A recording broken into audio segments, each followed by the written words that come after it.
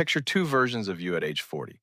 One version is doing fine on paper, decent paycheck, a normal life, yet every month feels tight.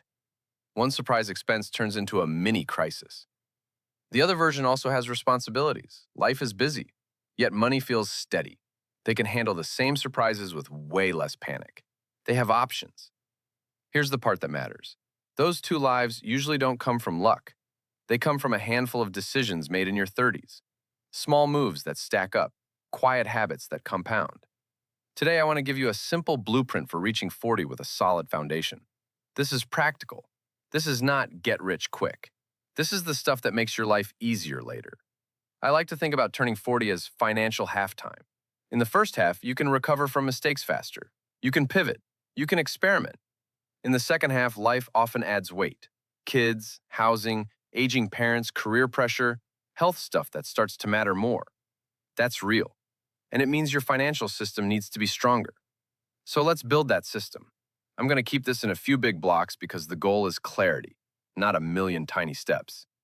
First, let's talk about the foundation, what you're building toward. Most people never decide what enough looks like. They just keep upgrading because it feels normal. Bigger place, newer car, more subscriptions, more convenience spending.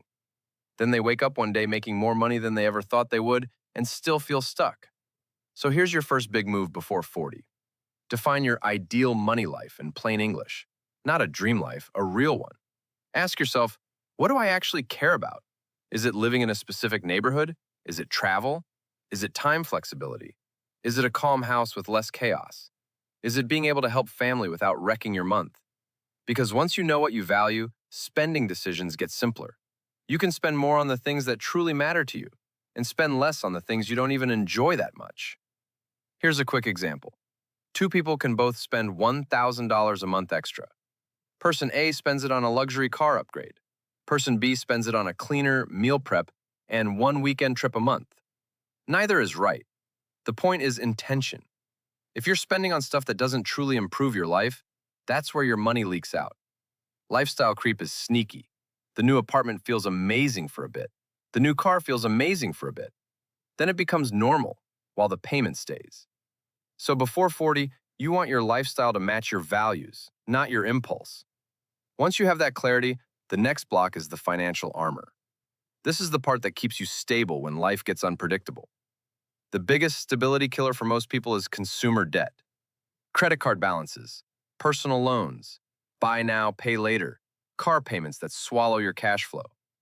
One of the most important goals by 40 is this: get rid of non-mortgage debt. Because debt doesn't just cost interest, it steals flexibility. Think about what happens when your life gets heavier. Your kid needs braces, your car needs repairs, you want to change jobs, a family member needs help. If you have big monthly payments, every one of those events hits harder. And the credit card math is brutal. High interest can quietly become one of your largest bills. That's money that could have gone toward your future. Now, I'm not saying you can't ever use a credit card. You probably will. The goal is simple. Don't carry expensive balances into your 40s. Keep your monthly obligations light enough that life can breathe. That brings us to the other piece of financial armor, an emergency fund. This is boring, and it's powerful. Emergency cash means you don't need to put every surprise on a card. It means your car repair is annoying, not a disaster. It means a job change doesn't force panic decisions. A lot of people ask, how much should it be? A simple target is 3 to 6 months of expenses. If your income is stable and your responsibilities are low, closer to 3 might work. If you have a mortgage, kids, or variable income, closer to 6 can be a huge stress reducer. Keep it in cash or a high-yield savings account. You want access. You want stability. You want it to be there when the market is down and life is messy. Now let's talk about something that sounds like it conflicts with debt-free living: credit score. You want excellent credit by 40. Why? Because in the real world, credit affects your interest rates. It can affect insurance pricing in many places. Sometimes it affects renting and even job screening, depending on the role. Excellent credit means you've proven you handle money reliably. The big drivers are simple. Pay on time, keep balances low relative to limits, don't apply for a bunch of new accounts at once, and build history over time. The reason it matters is not ego. It's math. A small difference in mortgage rate can turn into a large difference in total cost over decades. That's money you could keep working for you. So the armor block is intentional lifestyle, low monthly obligations, emergency cash, and excellent credit. That combination makes you hard to knock over. Next block, the engine. This is how you build momentum. By 40, you want investments that can grow without you needing to get lucky. This is where many people get distracted.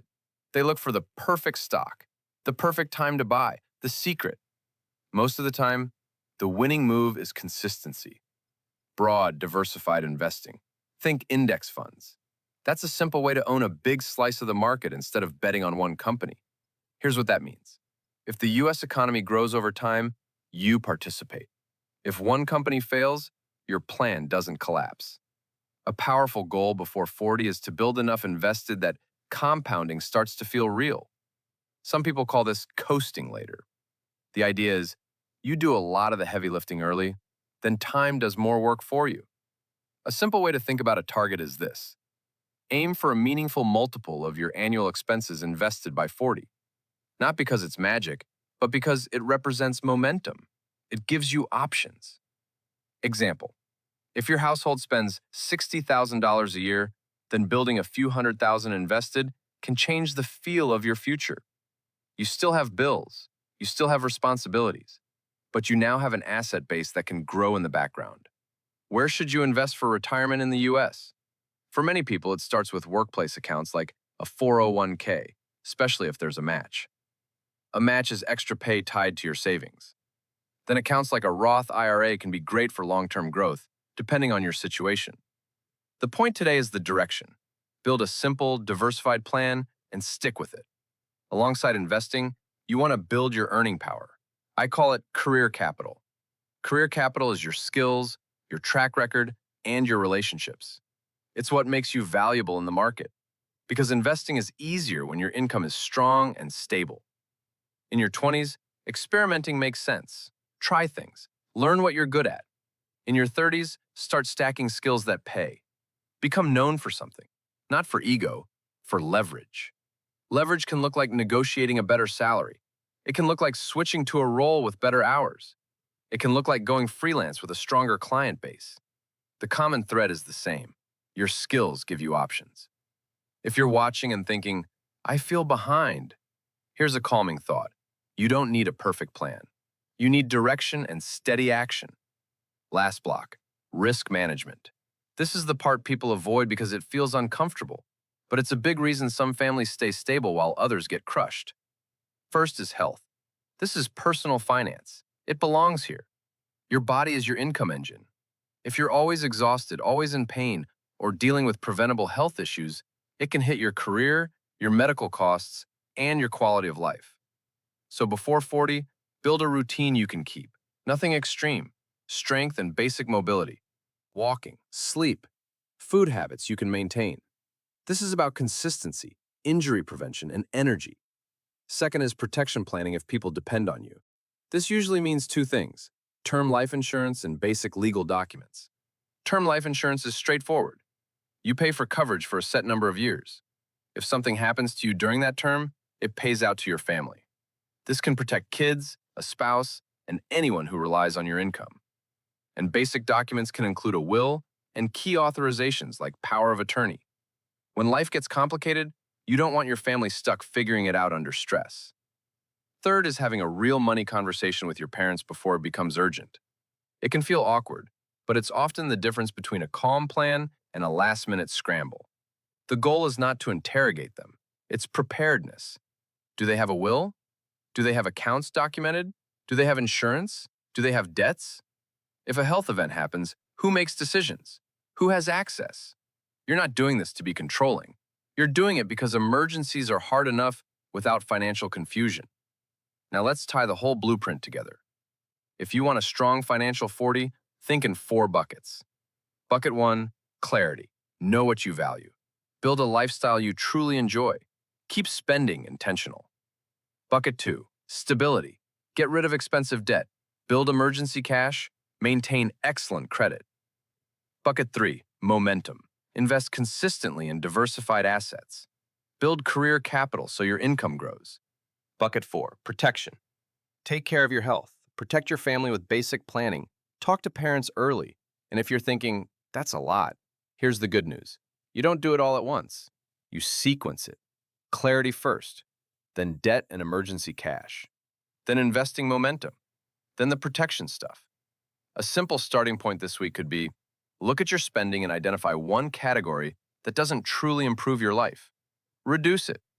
Pick one debt payoff strategy and commit for 90 days. Set a small emergency fund goal as a first milestone. Increase retirement contributions by even 1% if you can. Small moves count when they repeat. By 40, the goal is not perfection. The goal is a foundation that makes life feel more manageable. Because in your 40s, you want choices. You want to respond to life without fear running the show. If you want more videos on building wealth the simple way, budgeting, investing basics, credit, retirement accounts, and long-term strategy, subscribe to Liam Invests. And if this helped, hit like. It really helps the channel. Then watch a few more videos to learn more about personal finance, investing, and building long-term wealth.